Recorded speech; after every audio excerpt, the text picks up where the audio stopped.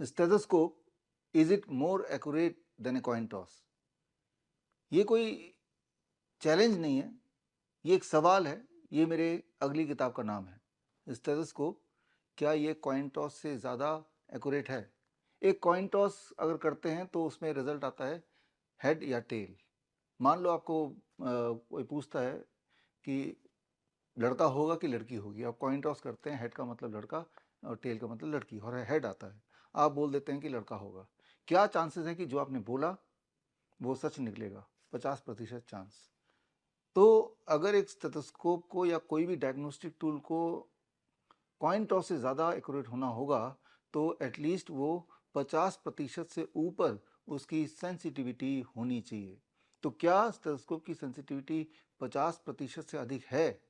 इस सवाल का जवाब मेरी अगली किताब में, किताब का नाम है stethoscope, is it more accurate then the coin toss. इस किताब की रिलीज मैं करने जा रहा हूँ 23 जुलाई को, चंद्रशेखर आज़ाद जयंती, बाल गंगाधर तिलक जयंती के दिन 11 बजे आप मेरे साथ जुड़िए और आपको मैं बताऊंगा ऐसी बारीकियां जिनको समझने के बाद आप ये समझेंगे कि पिछले कई सालों से, लगभग जब से आप पैदा हुए हैं, जब भी आप किसी डॉक्टर के पास गए हैं, सबसे पहले आपका सामना स्टेथोस्कोप से ही हुआ है और उसके बेसिस पर ही डायग्नोस हुआ है और अक्सर उस डायग्नोसिस के बेसिस पर ही इलाज हुआ है।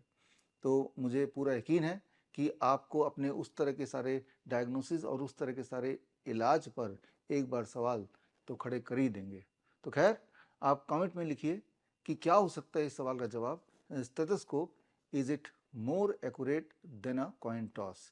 इसमें कोई मैं चैलेंज नहीं रख रहा हूँ, इसमें ना ही कोई राशि इनाम की है, क्योंकि इससे पहले जो मुझे फॉलो करते हैं लगातार उन्हें पता है मैंने इससे पहले 7 चैलेंज दिए थे और राशि हमने 10 लाख रुपए फॉर ईच चैलेंज रखा था, 70 लाख। अभी तक कोई भी इन 7 में से किसी भी एक चैलेंज को क्लेम करने नहीं आया, जिसमें प्रमुख चैलेंज ये था कि अगर कोई पागल कुत्ता काट ले या रेबीज़ वाला कुत्ता को काट ले, उसके बाद अगर आप रेबीज़ का वैक्सीन लगाएंगे तो आपके मरने के चांसेस घटेंगे नहीं बल्कि बढ़ेंगे।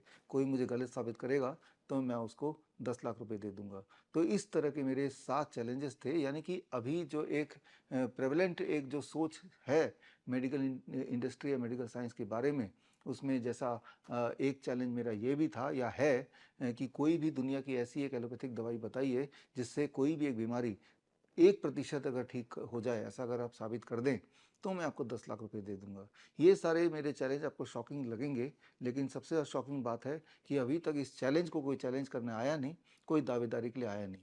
तो खैर, मैं जानता हूँ कि जो मैंने वो 7 चैलेंज रखे हैं, पुख्ता सबूत के साथ रखे हैं, और सबूत पर मैंने किताब भी अभी रिलीज़ की थी पिछले महीने, मेडिकल सुपरस्टिशन किताब का नाम, जिसमें 7 चैलेंज और उन चैलेंजेस को डिफेंड करने के लिए उनसे संबंधित एविडेंस भी मैंने उस किताब में डाले, जो ऑनलाइन अवेलेबल है, अमेजन में है, फ्लिपकार्ट में, मीशो में, मेरी वेबसाइट में आप खरीद सकते हैं और आप देख सकते हैं कि अभी जो मेडिकल इंडस्ट्री चल रही है, अभी तो क्या, जब से आप पैदा हुए हैं, अगर आप एलोपैथी के हॉस्पिटल में पैदा हुए हैं, जो भी कुछ आपके साथ हुआ या होता आ रहा है, जैसे एक बच्चा जब पैदा होता है, पैदा होते ही उसकी वैक्सीनेशन शुरू हो जाती है। तो एक चैलेंज मेरा ये भी था या है आज भी कि किसी भी तरह के वैक्सीन से इंसानियत को किसी भी प्रकार का कोई फ़ायदा हो, ऐसा अगर कोई साबित कर दे तो मैं 10 लाख रुपए दे दूंगा। बहुत ही स्ट्रेट फॉरवर्ड चैलेंज है, ऐसा कोई एविडेंस दिखा दे, और अभी तक कोई भी दावेदार आया नहीं, और मुझे पता है कि आएगा नहीं, क्योंकि आएगा तब जब कोई इस चैलेंज को साबित करने के लिए, गलत साबित करने के लिए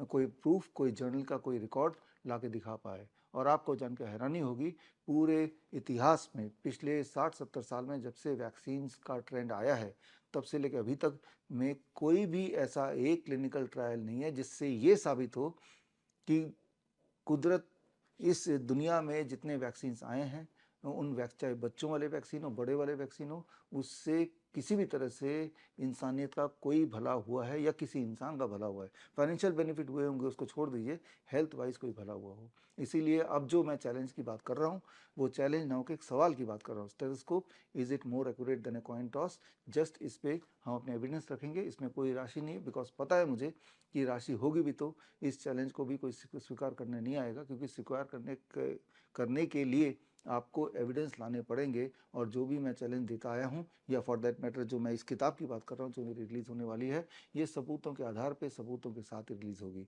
लेकिन आप ज़रूर आइए 11 बजे 23 जुलाई मेरे साथ जुड़िए लाइव। मैं आपको लाइव मिलूँगा www.coronakal.tv।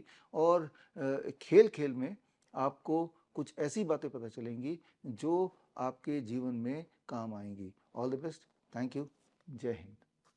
बड़ी से बड़ी बीमारी का आसान से आसान इलाज घर बैठे ही हो सकता है। अधिक जानकारी के लिए कांटेक्ट करें nearest doctor BRC clinic @home।